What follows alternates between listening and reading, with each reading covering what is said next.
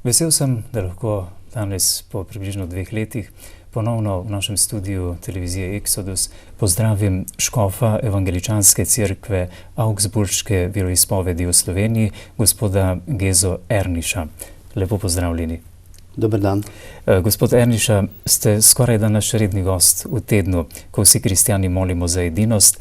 Našim gledalcem ste že v prejšnji oddaji veliko lepega in spodbudnega povedali o edinosti in prizadevanjih kristjanov za ta veliki božji dar. Za tokratni najin pogovor pa bi predlagal 2 tematiki. Prva je naslov letošnje molitvene osmine za edinost kristjanov. Vsi bomo spremenjeni v moči zmage našega Gospoda Jezusa Kristusa. V ozadju tega naslova je očitno vera vseh kristjanov v Kristusovo in naše vstajenje. Kako naj razumemo, da je vera v Kristusovo vstajenje tudi vir edinosti med vsemi verujočimi v Kristusa? Ja, glejte, legitimnost krščanstva in krščanske vere lahko, moramo in edino le najdemo v Kristusu. Kristus je dal svoji cerkvi in s tem dejansko tudi vsem nam neko misijonsko naročilo, da gremo po tem svetu, da oznanjamo evangelij, da širimo ta evangelij med vsemi ljudstvi in z ozirom na to, da je utemeljitelj krščanstva ne ena ali ne druga, ne tretja cerkev, ampak edino le Kristus, je torej on tisti, ki nas povezuje in je on tisti, ki nas dejansko tudi uči, da svojo vero razumemo tako, da je sicer pot k njemu in tudi k Bogu marsikdaj različna, ampak vsaka pot k Bogu je legitimna. V tistem primeru seveda in po to predpostavko, da na tej poti za sabo ne puščamo nesrečnih ljudi, razočaranih, trpečih, ampak da se s te moči, Kristusove moči, vedno znova preobrazimo za delanje dobra. In v tem vidim to veliko naročilo in tudi dejansko zelo veliko nalogo krščanskih cerkva, da sledimo temu, da smo čim bolj zvesti evangeliju in če smo čim bolj zvesti evangeliju, smo tudi zvesti njemu in smo si na ta način tudi najbližje. Se vam zdi, da smo cerkve v kakšnem smislu v tem času zaspale? Zadnjič sem enkrat prebral eno modro misel, mislim, da enega ameriškega teologa, ki mi je dala malce misliti. In ta teolog je dejal, da vera v Boga ljudi povezuje. Da so pa cerkve tiste, ki včasih ljudi ločijo in razdeljujejo. Torej, mi se moramo vedno znova z vso resnostjo vprašati, ali sledimo dejansko s svojim naukom tistim izvirnim bibličnim resnicam in resnici, ki je dejansko le ena. Veste, na svetu ni dejansko, če malce v tem eksegološkem smislu besede povem, torej za Boga in Kristusa. Ni različnih cerkva, je samo ena Kristusova cerkev. Vesoljna, ne? Vesoljna cerkev in seveda v tem smislu je potem tudi nam tako delati, da ne bomo oznanjali nauka v tem temeljnem smislu prilagojenega tako, ali odgovarja eni ali drugi ali tretji dogmatiki. Ampak da bomo ta nauk oznanjali tako, da se bomo poskušali čim bolj približati, če tako povem, temu izvirniku. In to je naša naloga in tu se mi zdi, da smo cerkve morda včasih preveč toge. Da je preveč nekega nauka v tem dogmatskem smislu, izgubi se pa tisti pravi pristen odnos do samega evangelija. Imamo srečo, da je vendarle vir moči cerkve in središče Božja beseda, sveta Evharistija, ne? Ja, res je, glejte, Božja beseda je tisti skupni imenovalec, iz katerega vsi izhajamo. Torej, in če smem tako povedati, je ta Božja beseda dejansko bila moč cerkvam iz zgodovine pa vse do danes, da so ohranile tudi, da tako povem, svoje poslanstvo vse do danes. Kajti, če bi bila cerkev samo Božje delo, ki bi obstalo na neki abstraktni ravni, ali pa bi bila cerkev samo človeško delo, je že zdavnaj ne bi bilo.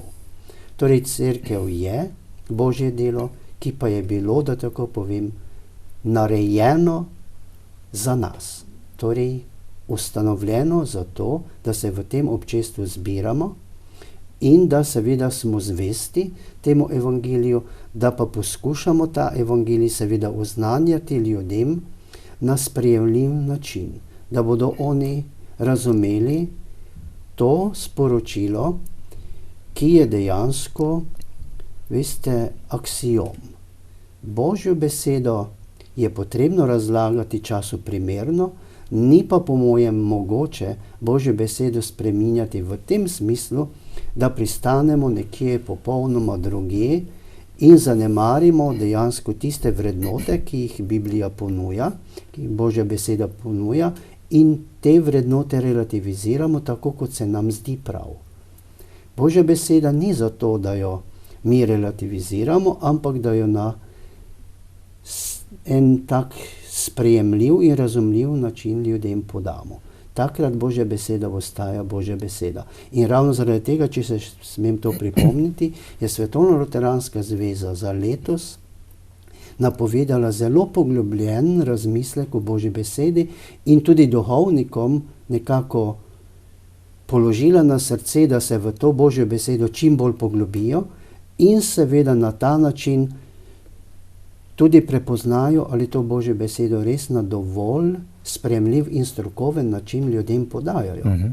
Človek ima tu vendarle izjemno odgovorno delo, ko se razlaga Božjo besedo, da se ne izgubi bistva, da se Božja beseda ne izvotli, da ne izgubi moči, ki jo mora imeti, ne? Ja, to je, veste, tisto najbolj pomembno. Vendarle spreminja naša življenja, ne? Sigurno. Glejte, jaz mislim, da so v življenju stvari, ki se včasih zdijo kot čudež in se težko predstavljam, da jih lahko naredimo brez tega, da bi vera in Božja beseda bila tisti neki najbolj osnovni impuls za to, da stojimo in obstojimo. Včasih ljudje zmoremo marsikaj, veste, in je prav tako. Bog nam je dal razum in nas je tudi v ta svet poslal, da delamo za njega, za sočloveka, za ta svet, ampak velikokrat nam za to zmanjkajo moči. In jaz mislim, da je ravno molitev, da je Božja beseda, da je to naše zaupanje, da je ta svet v dobrih rokah, če tako povem, da je to in s tem tudi naše življenje, da je to tisti največji motiv, ki nas lahko vedno znova mobilizira, da Božjo besedo torej ne samo znanjamo, ampak jo lahko živimo. In jo moramo živeti. Veste, tam, kjer je razkorak med vero in življenjem, kjer nismo morda dovolj verodostojni, kjer je morda Božja beseda vse drugo, kot bi morala biti v tem smislu, da nismo mi tisti najpomembnejši, ampak da je Bog preko svoje besede in preko Svetega Duha spregovoril v naše življenje. In to prepoznati ni vedno lahko, je pa nujno potrebno, ker veste, najhujše, kaj se nam lahko zgodi, če ljudje, če verniki zaključijo, da duhovnik ali pa prepoznajo, da duhovnik svojega poslanstva ne opravlja in sam ne veruje v to, kar govori. Veste, tu moramo zelo, zelo biti pazljivi in se vedno znova tudi sami duhovniki konfrontirati za to Božjo besedo in vedno znova tudi delati na tem, da strokovno poglobljeno in tudi po nekem navdihu pridemo do teh pravih resnic. Vse je Božji dar, pravimo, vera je Božji dar, vendar pa vera pride iz oznanila, piše Sveto pismo, kaj ne? Vrniva se k veri. Vera v vstajenje je vera v Kristusovo zmago nad grehom in smrtjo, pa tudi vera v trajno prihodnost, v večno življenje v Bogu. V kakšnem pomenu je vera v vstajenje tudi vera v možnost preseganja kriznih stanj, kot je denimo sedanja gospodarska in finančna kriza, pa tudi kriza vrednot? Ja, gledajte, krščanstvo v bistvu brez vere v vstajenje ni. Krščanstvo je religija in vera v živega Boga. Kajti lepo pravi svetopisemski pisec, če Kristus ni vstal, je zaman naša vera. Je pa res, da ljudje na svoji življenjski poti se srečamo tudi z mnogimi krizami.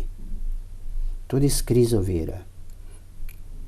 To večno iskanje človeka je bilo, nekoč je danes in bo tudi ostalo v prihodnje. Iskanje odgovorov na ta vprašanja, večna vprašanja, kaj je moja naloga, kaj je moje poslanstvo, kakšen mora biti moj odnos do transcendence ali kakšen naj bi bil in seveda potem na tej drugi ravni naš odnos, moj odnos do sočloveka, do tega sveta. In če ta odnos, da tako povem, determinira tudi naša vera, potem se mi zdi, da je lažje premagati tudi tiste najtežje ovire. Sami od sebe in iz sebe verjetno ne bomo zmogli premagati in preseči vse tisto, kar nas v življenju tare. In ko se enkrat zgubijo iz življenja te neke vrednote, ki so krščanske vrednote, ki so obče človeške vrednote, in če ljudje dejansko vse želimo narediti svoje lastne moči, potem nam nekaj zmanjka. Prej ali slej. In vrednote so nekaj, kot sem prej omenil, kar mora biti vodilo za naše življenje. Ker meni se zdi, in tako tudi verujem, da nam je Bog že v začetku, v zibelko, položil, že tudi recimo v stari zavezi z 10 božjimi zapovedmi, kaj smemo, kaj ne smemo, kar je prav in je narobe. Mislim, da se ljudje in tudi nobena družba ne more privoščiti negirati ali pa podcenjevati dejansko, veste, teh nekih zapovedi, kot so spoštovanje recimo do staršev. Vendarle je v vsakem človeku ta moralni imperativ, ne? Ne glede na to, kako razmišlja ali živi. Vsekakor, gledajte. Vsi smo Božje delo. In lažje pa je nekako, če tako povem, v življenju, če premoremo in imamo to vero, da dejansko vse te vrednote ne vidimo samo v nekem sociološkem smislu, ampak tudi v tem verskem smislu, ne, da jih vežemo na transcendenco, na Boga. In takrat se mi zdi, da človek dosti lažje tudi premaga vse tisto, kar življenje prinaša. In da je velikokrat za mnoge ljudi ravno vera tisto, kar jih drži nad vodo, če tako povem. In ta Božja beseda in tudi ta vera je spremljala tudi naš narod, tako povem, in celotno človeštvo od začetka pa vse do danes. Seveda pa ljudje imajo pravico, da si tudi sami izberejo, kot je Cankar lepo zapisal, svojo vero, svojo postavo in pot. To je njihova legitimna pravica. Kristjani želimo, in mislim, da je tako tudi prav, izpostaviti to, kar je v krščanstvu dobrega, lepega, pozitivnega, kot nekaj potrebnega. Ljudje pa seveda imajo pravico, da izberejo, ali se odločijo za to, ali se ne odločijo. Vsak bo pa seveda potem tudi v nekem smislu nosil posledice za to, kako se odloča in odloči. Gospod Škof, gotovo imate brezštevilne primere oziroma jih poznate iz vaše cerkve, pa tudi od drugod, ko je vera nekomu tako spremenila življenje, da ga je rešila v neki težki situaciji. Sam se spomnim, pred nekaj leti sem gostil vernike adventistične cerkve in je bil tudi med njimi predstavnik, ki mlad človek, okrog 40 let star, in bil je kronični pijanec. In je povedal, da je nekaj let ležal po jarkih, umazan, polulan, moker in tako naprej. Ko mu je pa prišlo v roke Sveto pismo, ga je začel prebirati in v njem je začela rasti vera. In ta vera v Božjo besedo ga je rešila.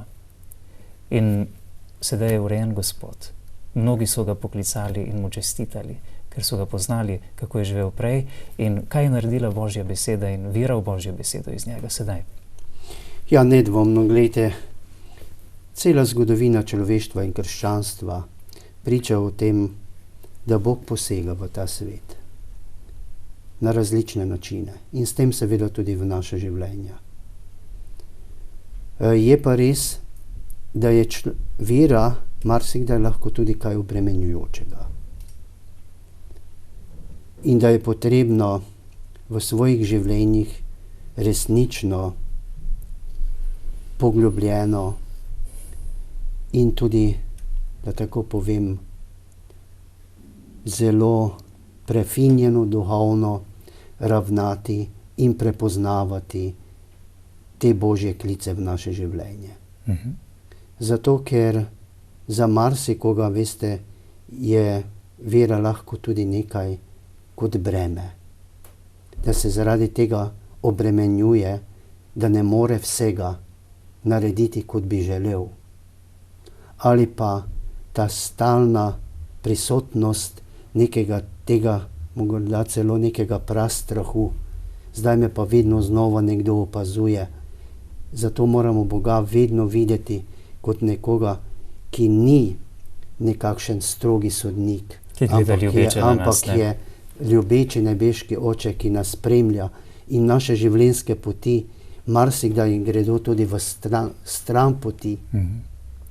In vedno znova se rad spomnim dejansko tega izreka sotrpina Kristusovega na križu, ko še takrat, ko se življenje tako rekoč izteka, se pokesa in Božja ljubezen je z njim, tako verjamem, šla skozi njegovo življenje, čeprav to življenje ni bilo živeto v skladu ne z Božjo besedo in ne z nekimi občečloveškimi vrednotami, ampak kljub temu ta Božja ljubezen je ostala vse do konca in Jezusova lepa beseda, resnično, resnično povem ti, še danes bo z menoj v raju. To je tista obljuba, ki človeku daje moč, še tudi takrat, ko je najnižje, ko dejansko ne vidi nobenega izhoda. In jaz verjamem, da se dogajajo čudeži, da se človek tudi na podlagi Božje besede, ko pride z njo v stik, da tako globoko nagovoriti, ali ga pa ta Božja beseda nagovori, da pride dejansko do sprememb v njegovem življenju, v pozitivno smer. Je pa seveda nekaj tudi krščanska tradicija, naša verska tradicija. Ljudje, ki pač imajo neko dobro krščansko podlago, lahko z te poti zaidejo. Nekdo, kdo se s Kristusom mogoče nikoli ni srečal, pa postane ob nekem slučaju človek, ki mu dejansko Božja beseda nekaj pomeni. Tako da jaz verjamem, da ljudje dejansko, veste, v svojem življenju vseh stvari ne razumemo in verjetno tudi nikoli ne bomo razumeli. Vendar cerkev in verjetno tudi duhovniki, ki delamo v cerkvi, imamo to dolžnost, da Božjo besedo razlagamo kot nekaj lepega, dobrega, ampak istočasno tudi povemo, da ta Božja beseda je neko merilo da nam postavlja neke kriterije, kako se moramo obnašati, kako moramo živeti. In na ta način, ko lepo ravnamo, ko se pozitivno obnašamo, dejansko zelo, zelo hitro in zelo lepimi koraki se približujemo temu evangeliju in dejansko temu, kar Bog od nas želi. Gotovo ni malo ljudi, ki je njihova slaba podoba v Bogu in misel na Boga, da je strog sodnik, ki nas hoče kaznovati, in neljubeči oče, pogojena z njihovega otroštva. Kakšen je bil odnos njihovih staršev do njih in tako naprej, predvsem očeta, sem nekaj prebral. Ja, gledajte, ljudje si seveda v življenju zapomnimo stvari, dobre in slabe. In seveda prav gotovo je otroštvo tista doba, ki nas najbolj zaznamuje, ki položi temelje za naše nadaljno življenje. Čeprav je to vedno znova potrebno korigirati, vedno znova se srečujemo z različnimi situacijami, ampak jaz mislim, da dejansko, da ljudje, ki nekako sprejemajo Božjo besedo kot temelj svojega življenja in po tej Božji besedi živijo, lahko v življenju morda lažje potem tudi premagajo razne težave. Nikoli pa seveda ne cerkev, ne duhovniki, noben človek ne bi smel iti v svojem življenju tako daleč, da bi nekdo zaradi svoje vere ali nevere kakorkoli občutil, da je manj vreden. Zato, ker, veste, če je Bog želel, naj se življenje v ta svet zgodi, je potem želel temu življenju vse dobro. In seveda smo tudi vsi mi poklicani, da razumemo tudi drugačne, da moramo razumeti, da nismo vsi enaki, da mogoče ljudje na iste stvari gledamo drugače. Jaz pravim, vsi smo Božji otroci, ne glede na to, kje izpovedujemo svojo vero ali jo ne izpovedujemo. Imate ljudi, ki ne hodijo v cerkev, ki je mogoče institucionalna cerkev oddaljena, ampak ti ljudje v svojem življenju živijo dejansko eno lepo, tudi versko, krščansko življenje, ali pa moralno eno lepo, etično, pravično življenje, brez tega, da bi morda imeli vedno na ustnicah besedo Bog ali pa vera in tako naprej. Tako da življenje je zelo kompleksno. In tudi ta svet je zelo kompleksen. V njem se srečujemo, kot sva že prej omenila, verujoči in neverujoči, tako ali drugače verujoči. Ampak to, kar se meni zdi pomembno, je to, da se cerkev ne bi smela nikoli in tudi oznanjevalci besede, Božje besede postaviti v vlogo nekoga, ki pa nekaj vedno zapoveduje. Ampak nekdo, ki to, kar govori, živi in k temu življenju na prijazen način vabi tudi druge ljudi. Takrat bo cerkev zaželjena, takrat bomo duhovniki zaželjeni, takrat nas bodo ljudje, da tako povem, imeli radi, in če nas bodo imeli ljudje radi, sem prepričan, da nas bo na nek način imel in nas ima rad tudi Bog. Gospod Škof, je dovolj biti dober le po merilih sveta? Ali je treba biti dober tudi po merilih duha, da nam Bog da milost? Glejte, prav gotovo so merila sveta in merila Boga v marsičem podobna, v marsičem so pa morda tudi različna. Ker ugajati vedno svetu na račun Boga, da tako povem, in verjetno ni prava pot. Zato, ker se mi v življenju velikokrat tudi lahko zmotimo. Zdi se nam, da smo vse naredili prav in da smo do vseh prijazni, ampak vedno znova mora biti vprašanje, zakaj to počnemo? Ali iz kakšne preračunljivosti, ali pa to počnemo res, zato ker tako čutimo, da tako od nas želi Bog.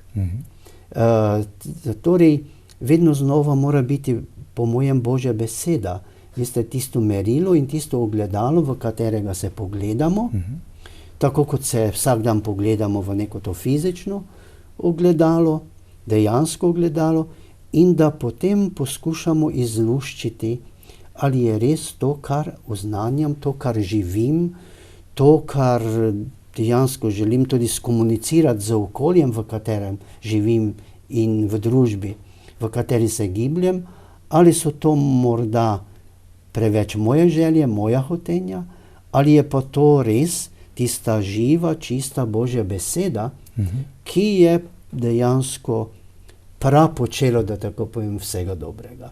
In tu se mi zdi, da je ta naloga, ki sem prej omenil, in ta želja Svetovno-luteranske zveze, pa verjetno še koga drugega, da poglobljeno razmišljamo o Božji besedi, da Božjo besedo študiramo in da izluščimo iz Božje besede, kar je torej Božja volja in kar ni Božja volja, kar je morda samo naša želja, da naj bi to bila Božja beseda in Božja volja, in da na podlagi tega potem presojamo naše vsakdanje početje. In vendarle je naš namen, ki ga imamo, če tudi ne uspemo najbolje pred Bogom, ima bistveno mesto, ne? Ne, sigurno, gledajte, vse se začne z nekim dobrim namenom, ne? Jaz mislim, da je v človeku dejansko več pozitivnega in dobrega, kot pa tistega slabega. Zakaj včasih prevlada v človeškem življenju bolj sovraštvo kot ljubezen? Zakaj ljudje ne vemo dovolj prijazno živeti eden z drugim, v miru, v nekem spoštovanju? Morda tudi zaradi tega, ker v vsakem človeku je seveda tudi del sebičnosti, nekaj, kar bi želeli sami za sebe. In to so verjetno tudi posledice tega, kar čutimo danes na mnogoterem področju. Da se ljudje preveč izoliramo, da ne pokažemo dejansko včasih, bojimo se pokazati, da tako povem, našo srečo, in bojimo se pokazati nekomu, da smo nesrečni. Zaradi tega, ker se bojimo na eni strani morda, če smo srečni, preveč nekega zavidanja, po drugi strani pa morda se bojimo, da nas bo nekdo, ne vem kaj, obsojal. Tako da, veste, življenje, človeško življenje je res eden čudež, ki pa je marsikdaj zelo občutljiv. Nazadnje nas zmeraj oddalite od resnice, ki je Bog, naredi nesrečne, kaj ne? Za kakšne spremembe, spremenjenja gre, kadar živimo v veri v Kristusovo in naše vstajenje? Glejte, cerkev in, da tako povem, tudi vera. To ni nekaj imaginarnega, ni nekaj abstraktnega, ni nekaj metafizičnega, ne? To mora imeti svoje posledice tu in zdaj. Cerkev je živi in delujoči organizem tu in zdaj. In mislim, da je to zapisal en pravoslavni modrec, da če cerkev ne služi ljudem, potem dejansko te cerkve tudi ni treba. Zato v vsakdanjem življenju, kot sva rekla, mora biti navzoče to, da v odnosu do Boga in do sočloveka naša vera pride na površje. Da je Božja beseda tista, ki nam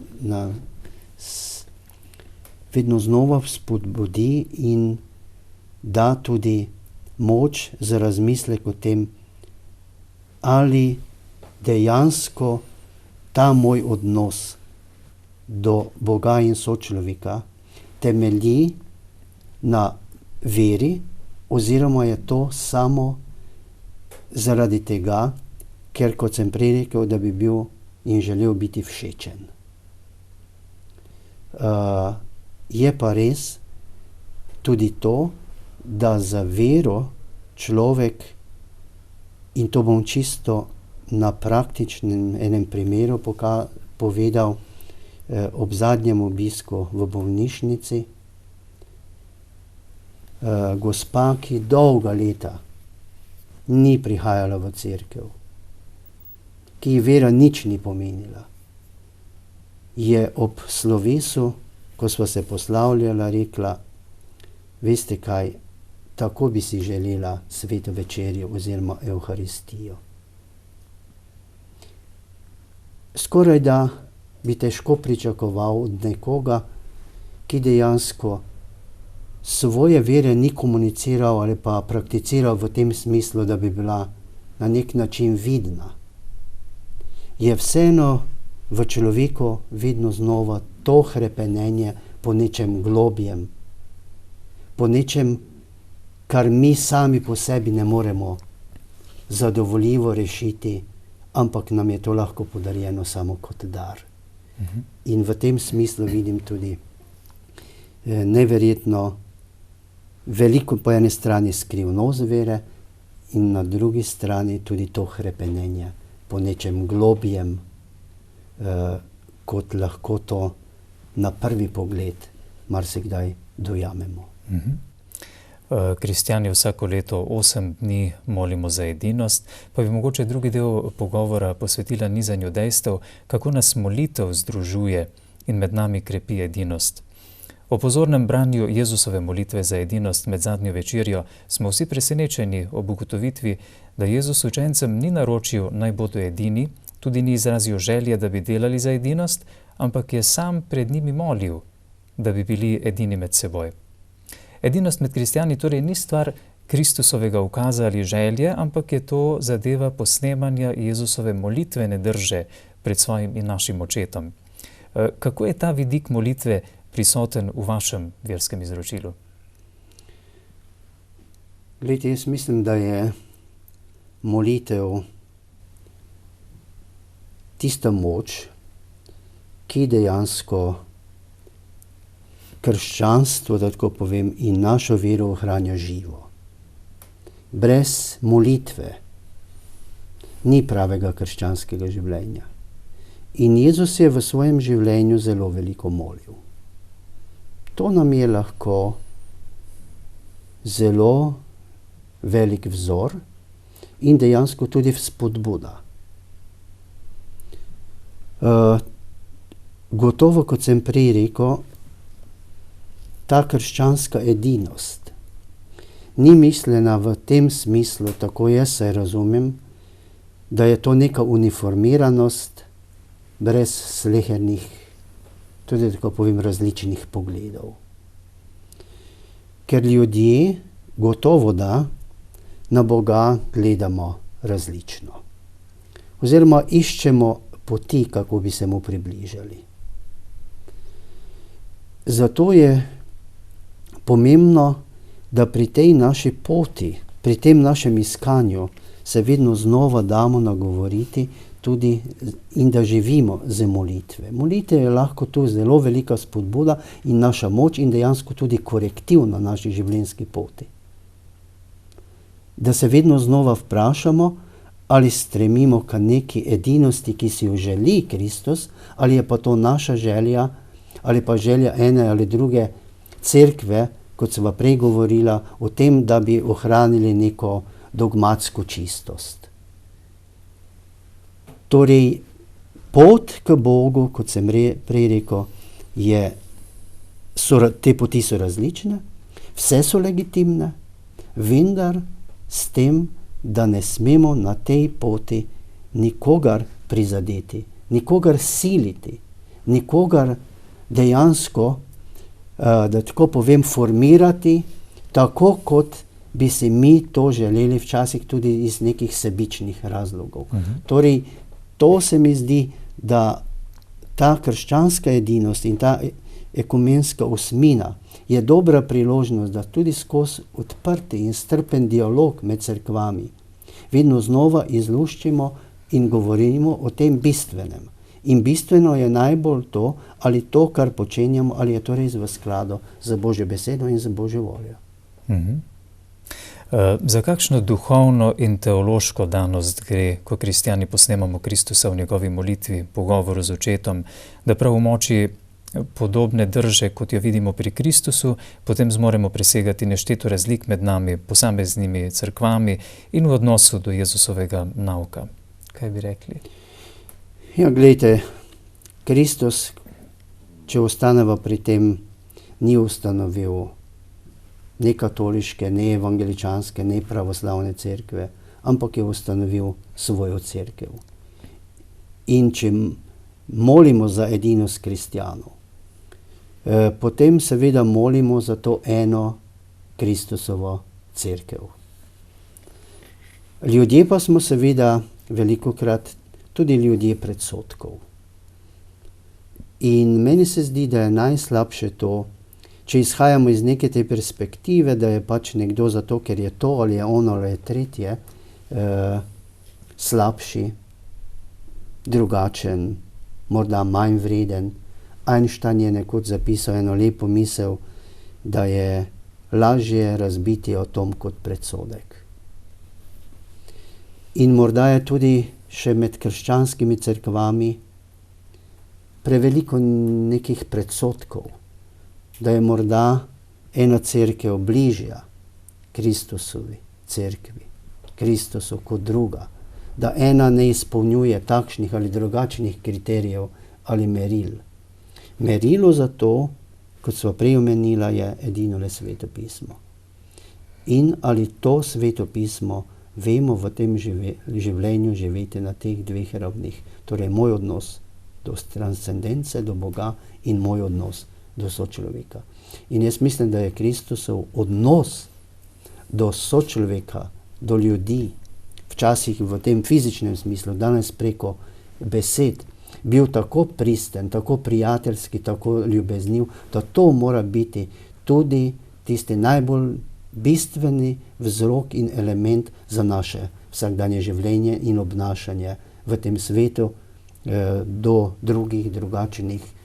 In to je za mene tisto najosnovnejše merilo, na katerem moramo graditi to krščanstvo in tudi nekako na tej poti se zavzemati, da bo med kristjani čim manj, da tako povem, nekih napetosti, nekega sovraštva, ampak da bomo skupaj poskušali odgovarjati na izzive tega sveta. Nazadnje, ne glede na to, kje bi se človek nahajal ali kako bi živel, zmeraj ohrani dostojanstvo Božjega otroka, kaj ne? Ja, Božji otroci, tako verujemo, smo in tudi ostanemo. To je največ, kar smo. Mislim, da več nam ne more dati nihče. In tu pa seveda je to vprašanje, ki ostaja vedno znova odprto, komu privoščimo, da tako povem. Ali samo sebi pripisujemo to, da smo Božji otroci, ali pa to privoščimo tudi drugim. Tu naši osebni kriteriji za to, da merimo, ne pridejo v poštev. Iz vsega povedanega sledi, da je edinost izjemen Božji dar cerkvi in človeštvu. Zakaj je ta dar predvsem sad molitve in kako bi ga vi opisali? Prej smo govorila o teh različnih poteh. In tudi o tem, da smo pač ljudje, samo ljudje. In zato je potrebno se dati, da tako povem, oborožiti z močjo Božje besede, z molitvijo, tudi s prebiranjem Svetega pisma.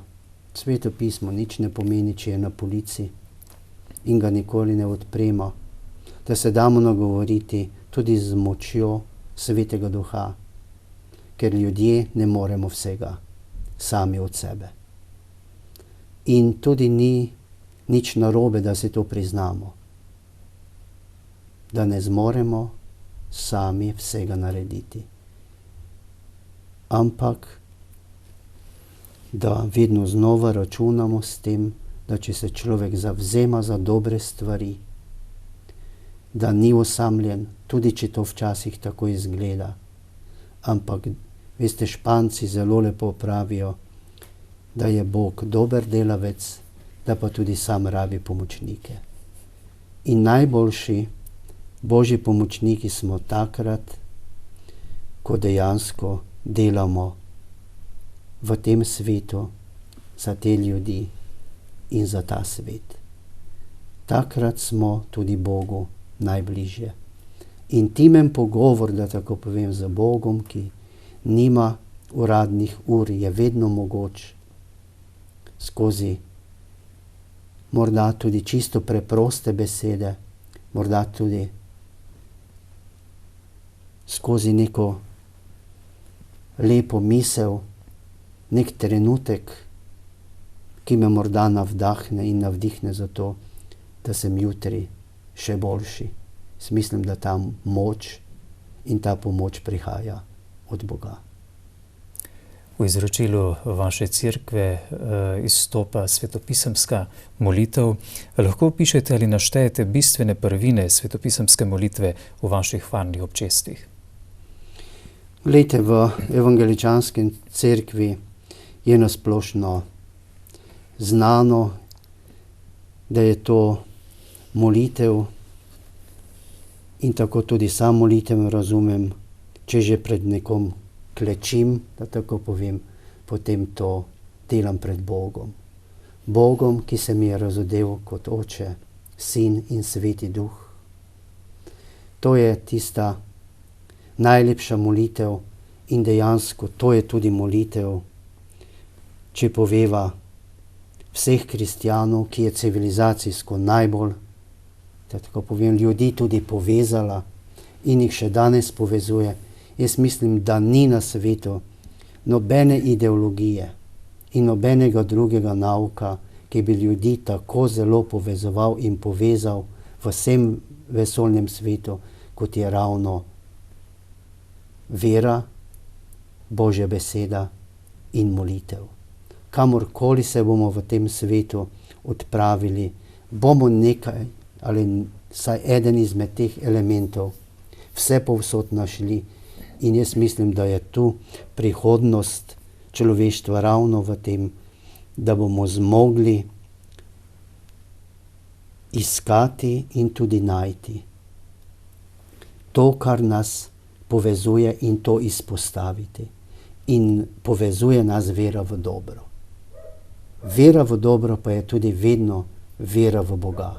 Je pa tudi vera v to, da se nam lahko zgodi to, kar si zaslužimo. In ljudje si zaslužimo dobro in za to dobro moramo tudi marsikaj narediti. In v evangeličanskih cerkvah in kakor tudi na splošno je molitev resnično morda res en pravi in tisti intimen trenutek, ko človek lahko v svojem življenju začuti, da ga molitev povezuje z Bogom in s tistimi, ki to občestvo deli. Tudi moliti za druge, veste, je nekaj enkratnega. Ne le, da nas vera in Božja beseda povezuje med seboj. Poslušal sem predavanje profesorja Krašovca, akademika, ki je ob neki priložnosti razkril, da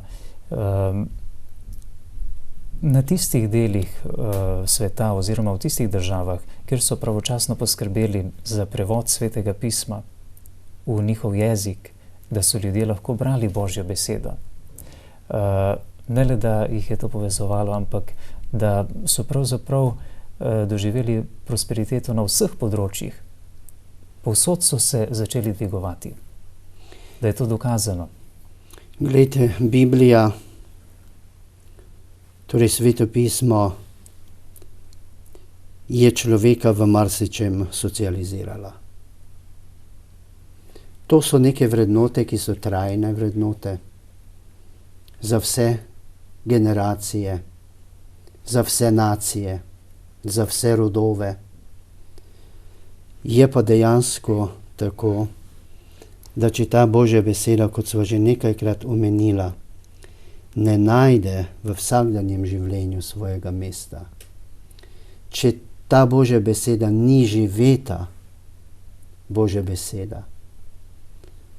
In ni živeta v tem smislu, da to, kar privoščim sebi, da tako povem, privoščim tudi drugemu iz srca, potem je tole beseda, ki pač v življenju nima moči in nekaj zunanjega. In tudi moči za spremembo, ker veste, v protestantskem svetu se včasih pravi, mnogi tu uporabljajo tale izraz, da ljudje nekako množično ne zahajajo v cerkve, da so bogoslužja bolj slabo obiskana.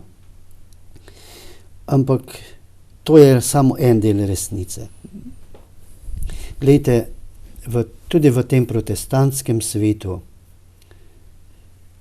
ki je najbolj razširjen nekako na tej zahodni polobli, je tega evangelija v vsakdanjem življenju zelo veliko.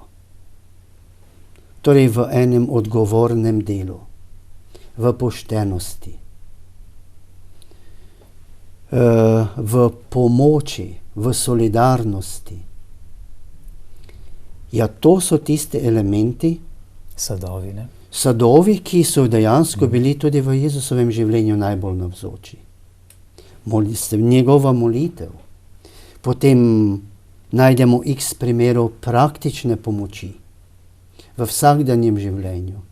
In potem seveda ta lepi nauk, da nismo ljudje tisti, ki naj kogarkoli sodimo ali obsojamo, da smo dejansko poklicani tudi k odpuščanju. In k taki družbi je potrebno stremeti. Za tako družbo se je potrebno zavzemati, ki bo družbeno odgovorna. Tudi cerkev mora zelo družbeno odgovorno ravnati, ker ni sicer od tega sveta, je pa za ta svet.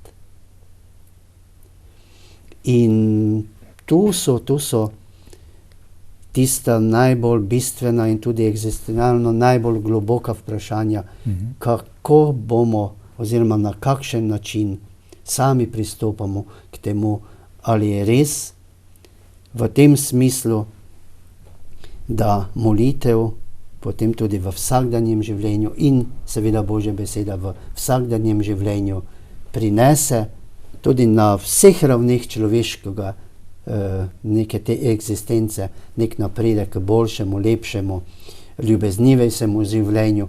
In jaz mislim, če bomo to uresničili, bomo zelo, zelo blizu temu, kar si dejansko tudi, da tako povem, Bog želi od nas. Vi ste velik optimist, je čutiti za ta razvrednoteni svet današnji, da se bo dvignil s pomočjo Božje besede, vere, resnice, pravičnega življenja, spet ključi, da tako rečem. Ja, glejte, dejansko jaz mislim, da ni mogoče biti na eni ravni kristjan brez tega, da bi bil človek upanja. In dejansko vsak dobro misleči človek mora biti tudi človek upanja. Glejte, prihajajo vedno nove generacije, našim otrokom, našim vnukom.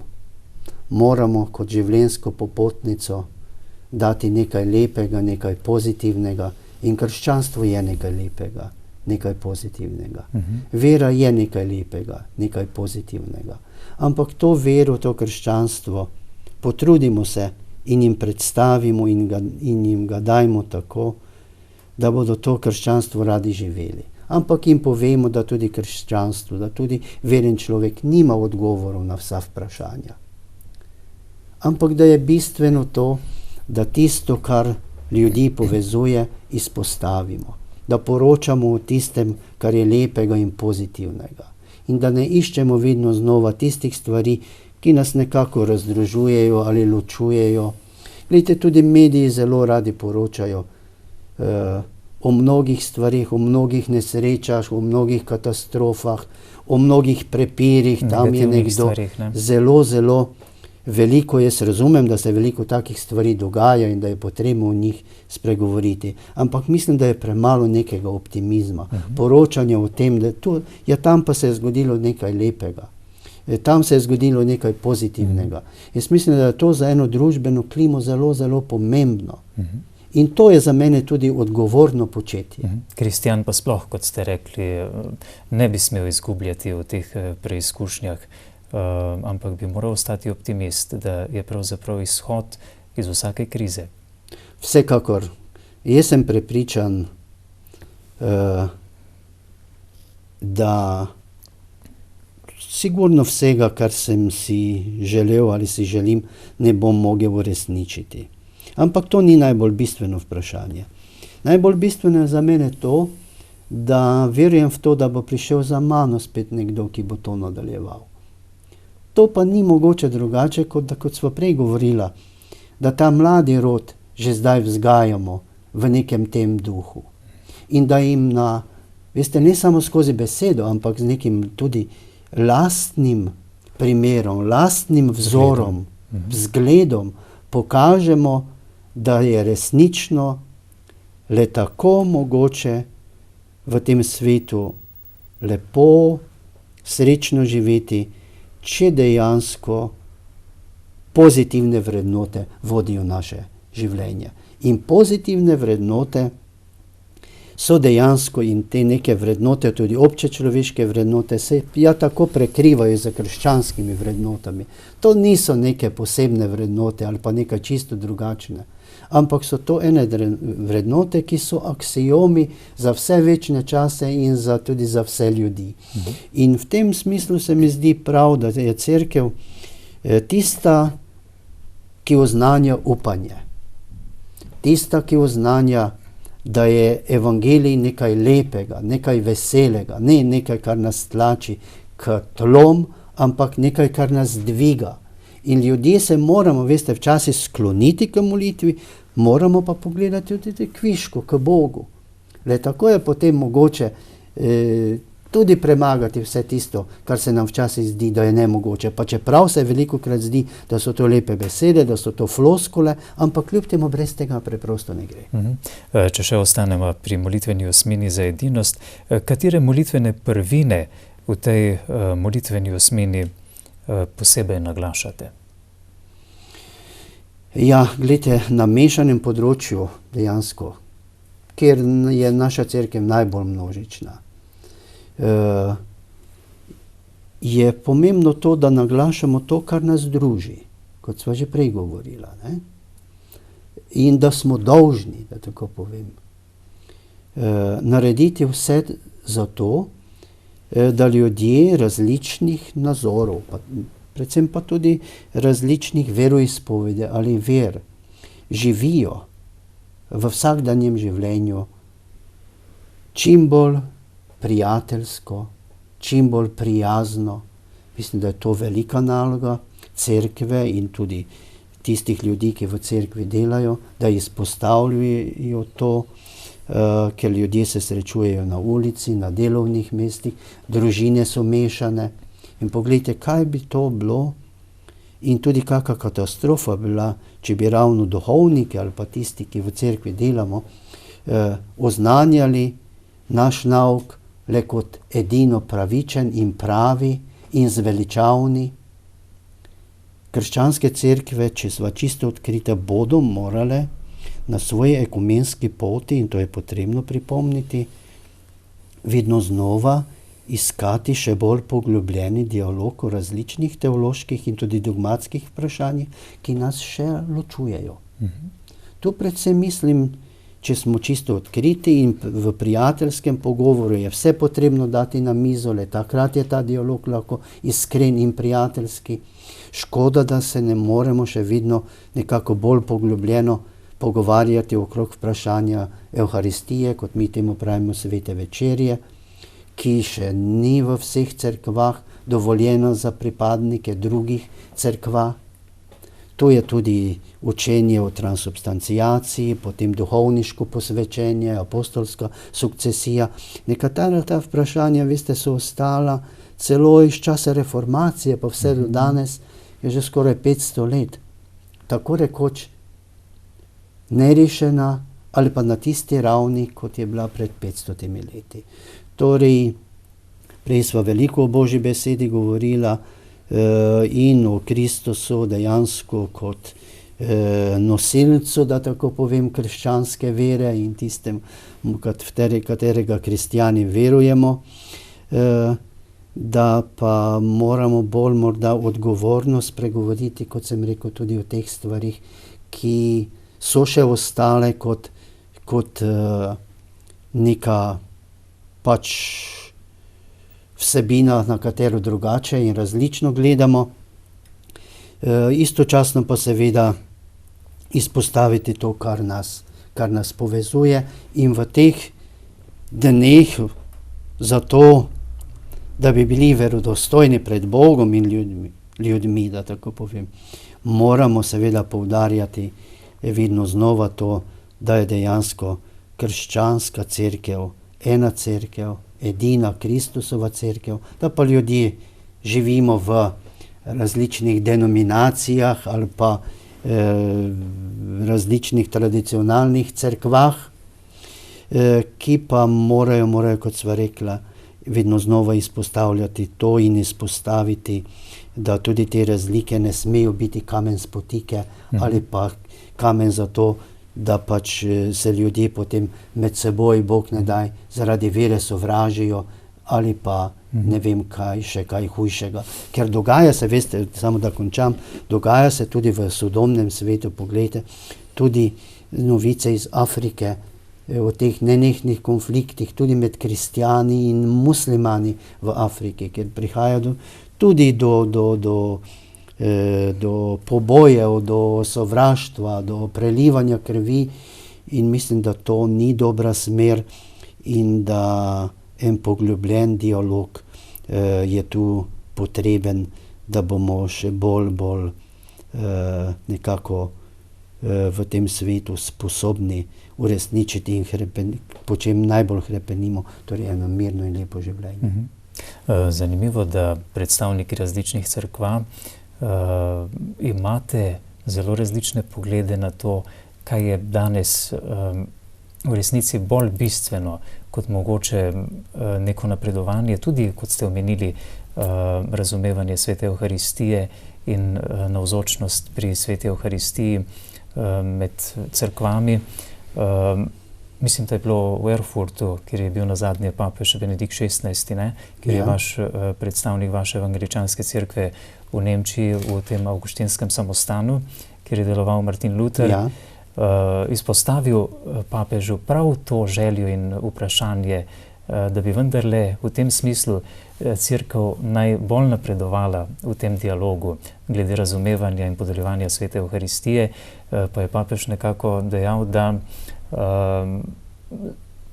je bolj bistveno v tem času, ko je svet tako razvrednoten in brez vere, vztrajati v tistih vrednotah, ki jih imamo sedaj, da nekako pričujemo pred svetom in držimo to, kar imamo. Tako sem nekako razumel, ne?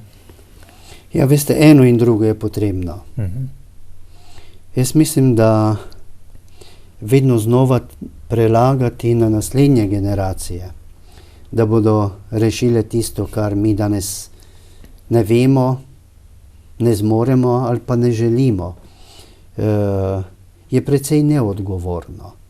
Jaz vem, da to verjetno se ne da rešiti z danes na jutri, ampak se je potrebno o teh stvarih, veste, poglobljeno pogovarjati. Zato, ker na vsakdanji praktični ravni in v vsakdanjem življenju to prinaša en določen nemir.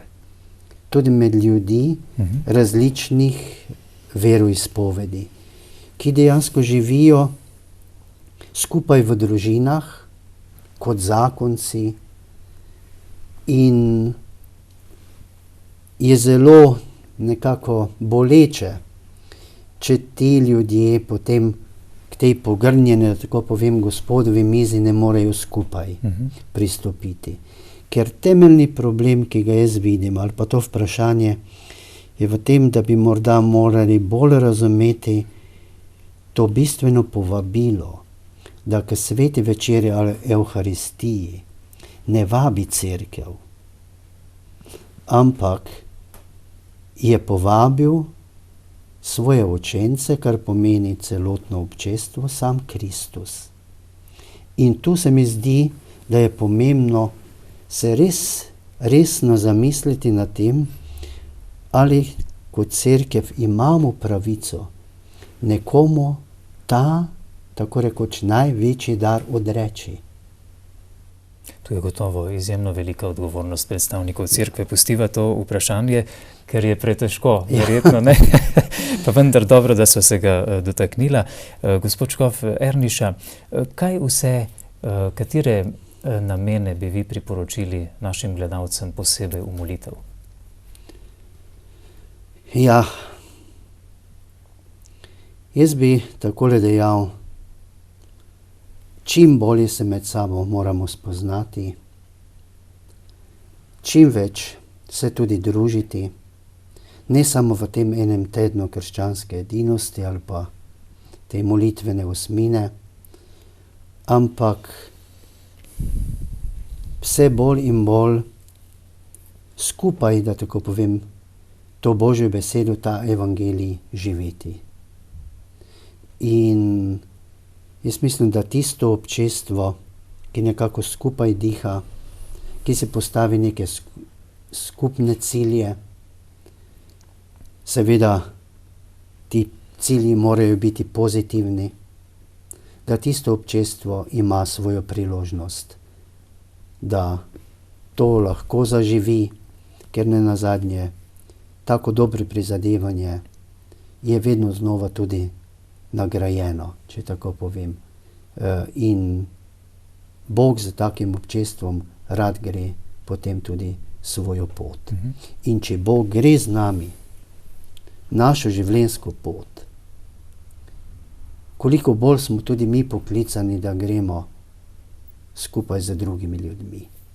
In to se mi zdi to najbolj bistveno, vedno znova izpostaviti, da skupaj iščemo rešitve, če so problemi, da se skupaj veselimo nad radostmi življenja, da skupaj premagujemo težave in da skupaj dejansko, ne glede tudi na našo versko pripadnost ali svetovni nazor, imamo pozitiven odnos do tega vsakdanjega življenja in zato, da bi to vsakdanje življenje bilo čim lepše, potem tudi vse naredimo, kar je v naši moči.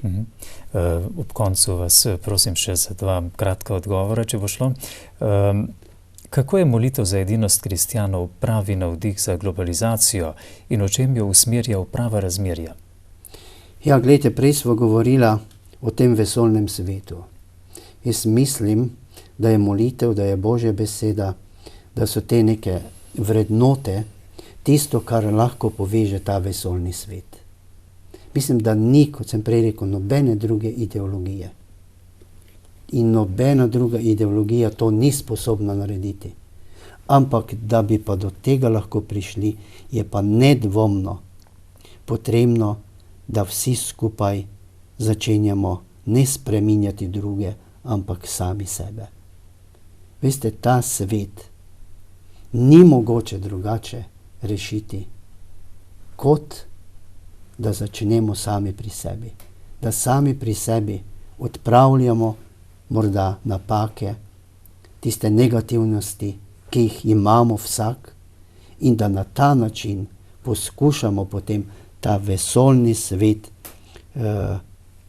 nekako se truditi, pripeljati, da bolj skupaj in za iste vrednote diha.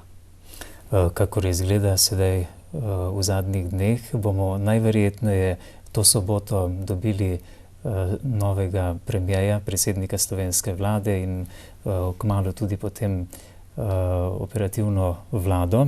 Kako je molitev za edinost tudi navdih za pristno demokracijo na Slovenskem? Glejte, ne samo na Slovenskem. Veliko potujem tudi po svetu. Dejansko v mnogih cerkvah so tudi mnoge molitve, ki govorijo o tem, in tudi veliko prošenj, da naj dejansko se zavedajo tudi državni ali politični voditelji, da ravnajo modro, da ravnajo pravično, da so pravični do vseh skupin ljudi in da so dejansko pri presoji vedno tudi objektivni.